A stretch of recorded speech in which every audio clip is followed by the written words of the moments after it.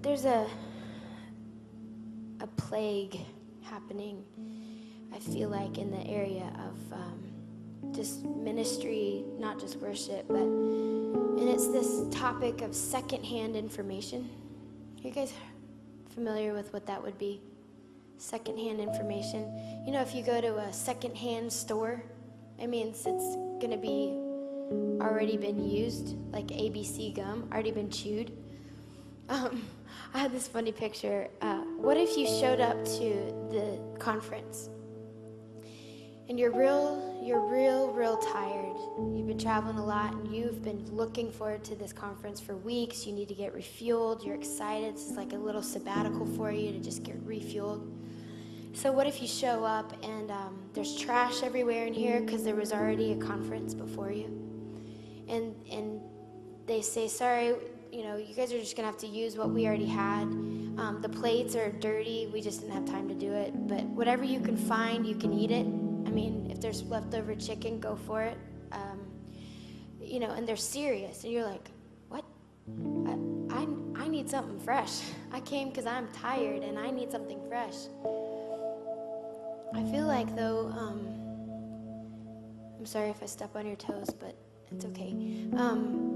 I feel like we are living in a little place like that right now in our lives, because we're okay with our only place of worship being on a Sunday morning.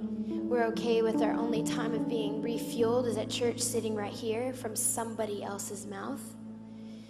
Where we serve a God who he dwells inside of our heart and our lives.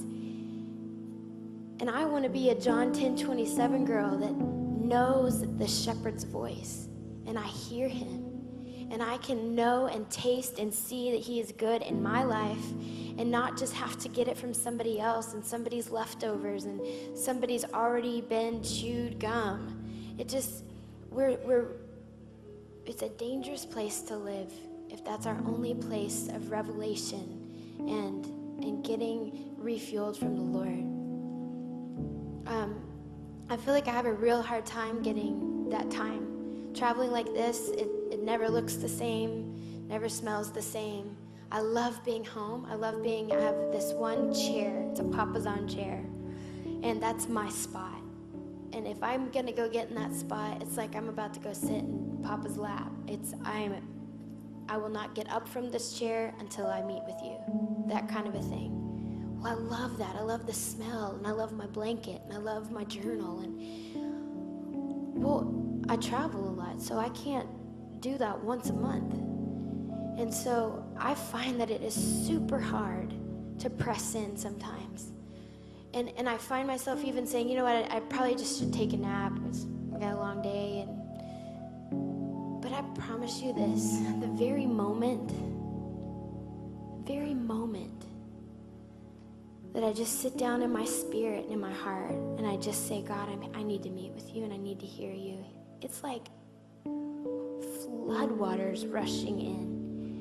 And I'm reminded why I'm in love. I'm reminded why I do what I do. I'm reminded why his presence is so good.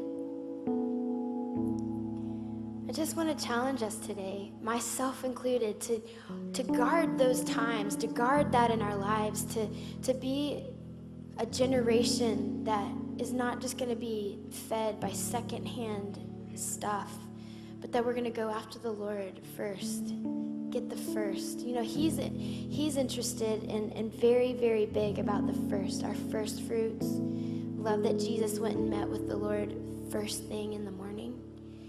It's important. We gotta learn from that. But that he wants to give us first as well.